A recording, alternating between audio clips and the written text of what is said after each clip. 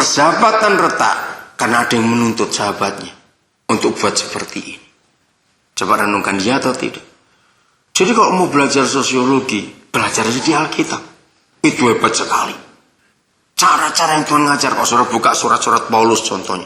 Dalam Filipi pasal 2. Oke, kita lihat dulu ya. Sebagai contoh ini. Wah, hebat sekali. Filipi pasal yang kedua. Ya, supaya kita tahu dalam hidup kita bersosial. Jadi ilmu sosiologi yang paling hebat itu cuma ada di Alkitab. Nggak ada tempat yang lain, saudara. Karena kita diajarkan hal-hal yang luar biasa. Mulai ayat 1. Jadi karena dalam Kristus ada apa? Nasihat. Lawan katanya nasihat apa? Gosip. Susah bener. Soal gosip itu masa nggak tahu. Betul? Kenapa terjadi keretakan dalam hubungan kita? Karena ada gosip, saudara. Apa bedanya gosip dan nasihat? Beda sekali. Gosip itu ngomong di belakang, kalau nasihat ngomong di depan. Dah, itu saja artinya. Dan motivasinya beda. Gosip itu jelas motivasinya menghancurkan. Tapi nasihat itu motivasinya membangun. Nah, ini ilmu sosiologi yang hebat. Ada nasihat dalam hubungan kita seorang dengan yang lain. Aman. Ada penghiburan kasih. Nggak cuma sekedar menghibur, tapi penghiburan yang dengan kekuatan kasih. Ada persekutuan roh. Lebih intim yang di dalam. Ada kasih mesra, ada belas kasihan. Saya nggak punya waktu untuk menguraikan ini. Karena itu sempurnakanlah sukacitaku dengan ini. Lihat, hendaklah kamu bagaimana dalam hidup bersosial? Sati sepikir. Sama jawabannya. Kapan dalam hubungan kita seorang dengan yang lebih sati sepikir? Mengampuni, menerima. Jangan menuntut. Betul tidak? Selalu itu. Mengampuni, terima, dan jangan nuntut. Apa saja. Sati sepikir. Dalam satu kasih, satu jiwa, satu tujuan. Sama kalau ditanya, bagaimana dalam hubungan kita keluarga, orang tua, anak, suami, istri. Hubungan kita sesama teman, sesama kolega, sesama sejawat teman, sejawat sama sahabat, sama, semuanya. Bagaimana bisa satu jiwa, satu kasih, satu tujuan. Sama. Ampuni. Apapun orang itu keadaannya. Terima dia apa adanya. Betul? Lalu kita bisa bersekutu, bisa berkumpul, bisa bergaul, bisa blend bersama-sama. Wah, itu luar biasa. Lihat ini nasihat hebat. Kalau dunia memakai ini, nggak ada perang di dunia. Nggak perlu PBB repot-repot. Betul? Dengan tidak apa? Ayo baca. Mencari kepentingan sendiri atau apa? Puji-pujian yang sia-sia. Sebaliknya, hendaklah dengan rendah hati yang seorang bagaimana? Menganggap yang lain lebih utama daripada dirinya sendiri. Ayat 4 lihat ini. Dan janganlah tiap-tiap orang hanya memperhatikan kepentingannya sendiri, tapi kepentingan orang lain juga. Oke lah. Kalau sekelompok orang itu nggak mau terima ini sebagai firman Tuhan, nggak apa-apa. Terimalah sebagai filosofi hidup. Betul? Kalau semua orang bisa menerima menggunakan hukum ini, nggak ada masalah. Lagi sekali, siapa yang sampai hari ini masih punya sekian musuh?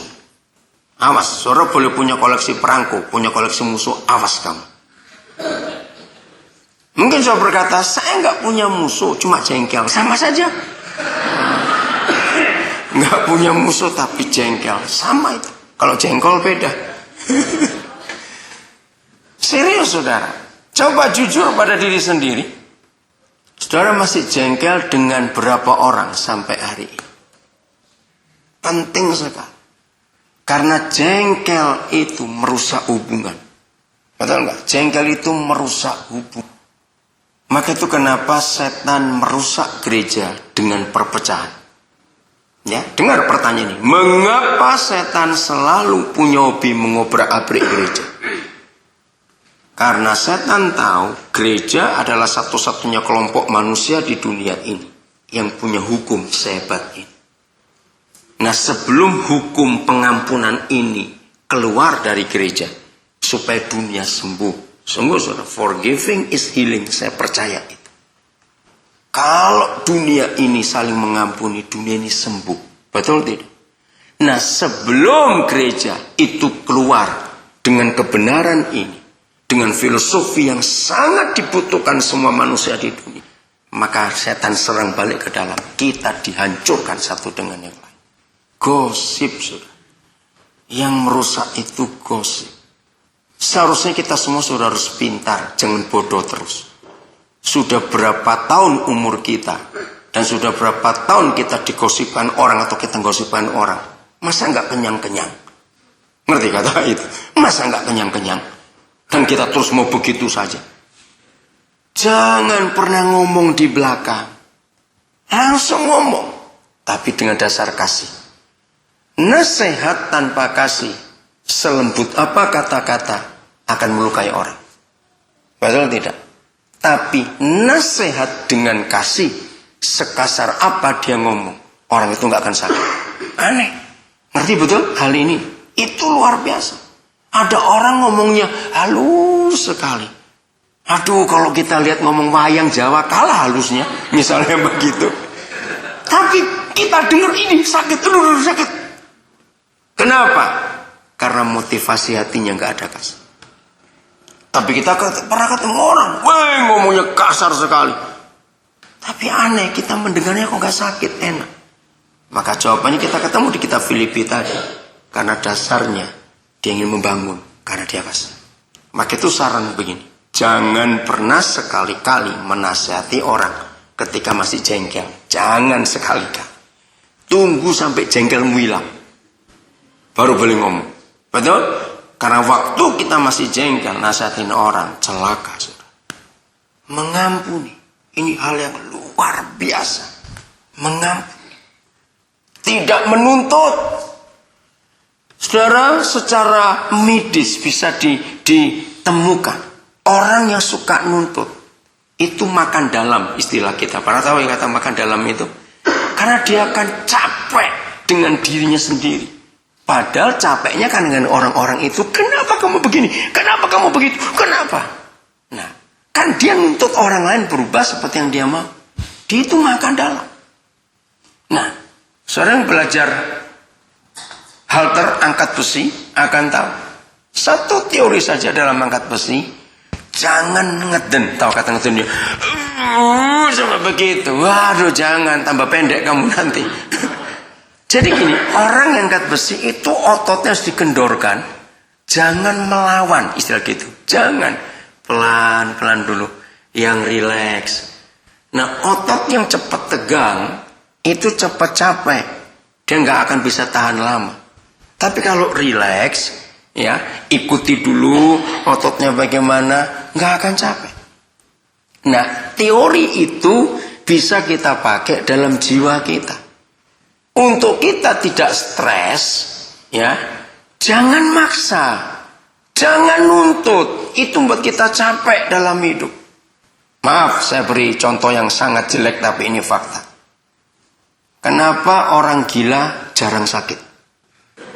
Lu pernah mikir itu enggak? Lu serius? Ayo, siapa yang dulu waktu masih kecil kenal orang gila itu, lama sudah ke Australia, pulang lagi, dia masih ada. Dan masih begitu, jalan sana, jalan sini, jarang mandi, jarang gosok gigi, makan seadanya, sehat. Tahu jawabannya? Karena orang gila nggak pernah stres. Gila lu, nggak pusing. Orang gila itu hidupnya tidak tergantung apa kata orang. Loh, ini serius. Betul tidak? Kenapa kita sering stres? Kenapa kita sering jengkel? Sederhana, karena kita tergantung orang ngomong apa. Itu orang paling bodoh sedunia. Kalau dia tergantung apa kata orang dalam hidup. Maka itu firman Tuhan itu luar biasa. Seharusnya begini yang kita ngerti.